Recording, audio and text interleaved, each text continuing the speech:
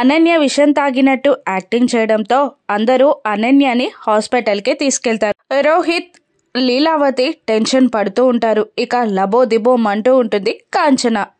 అనన్య నోటి నుండి రక్తం కారుతూ ఉంటుంది. కానీ అనన్య వేసేది నాటకమని ఆనంద భైరవి పసిగట్టేస్తుంది.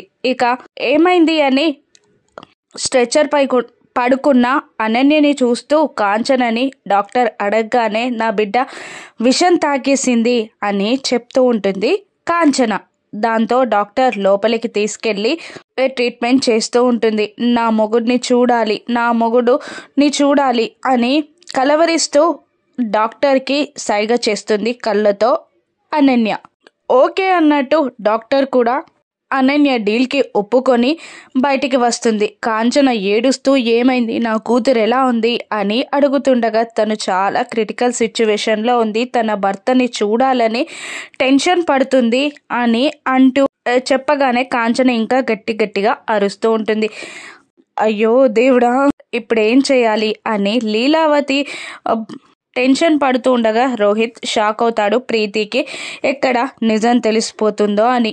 అందరూ కలిసి లోపలికి వెళ్తారు. ఇప్పటికే లేట్ అయిపోయింది. లేట్ అయితే విషం ఎఫెక్ట్ తన బాడీ మొత్తంపై పడుతుంది. తొందరగా తన భర్తని పిలిపించండి అని డాక్టర్ అక్కడున్న వాళ్ళకి చెప్తూ ఉంటుంది. పక్క నుండి శరణ్య ఆనంద భైరవిని కావాలనే బావగారిని ప్రీతి అక్క ముందు బయట పెట్టడానికి ఇలా చేస్తుంది అనన్యక్క అని అంటుండగా కోపంతో పండ్లు కొరుకుతూ ఉంటుంది ఆనంద భైరవి.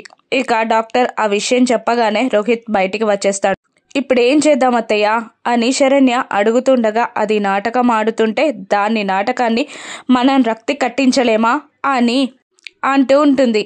ఇక ఆనంద భైరవి ప్లాన్ ఏంటి అని శరణ్య ఆలోచిస్తూ ఉండగా ప్రీతి అనన్య దగ్గరికి వెళ్ళి నీ భర్త వచ్చేసాడు అని చెప్పగానే రోహిత్ వైపు చూస్తుంది అనన్య. కానీ అప్పుడే అక్కడికి వచ్చిన వేరే ఆటో డ్రైవర్ ఆనంద మనిషి అయ్యో అనన్య, నా కోసం నువ్వు విషం తాగేసావా, ఎలా ఉన్నావే అని అంటూ ఉండగా అనన్య షాక్ అవుతుంది.